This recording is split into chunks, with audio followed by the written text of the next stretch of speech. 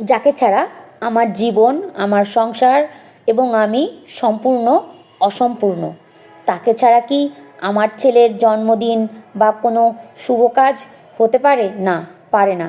যে আমার কোল আলো করে রেখেছে, যে আমাকে চরম দুর্দিনে ভিক্ষা দিয়ে কোল ভরিয়ে রাখে, তাকে ছাড়া আমি কিছুই করতে পারি না।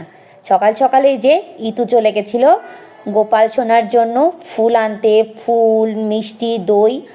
আগে আমার বাসায় তার পূজা হবে, তারপর যা কিছু ভালো সেটা শুরু হবে। এই যে সকাল সকাল গোপাল সোনার ঘর সাজানো হয়ে গেছে, তার প্রসাদও দেয়া হয়ে গেছে। তাকে দিয়েই তো আমরা তার আগে নিবেদন করতে হবে ভোগ, তারপর আমরা তার সেবকরা যদি কিছু পাই, ভালো হোক বা খারাপ, সে থাকুক আমাদের মাথার মণি হয়ে। সবাই বলবেন জয় গোপাল, রাধে রাধে।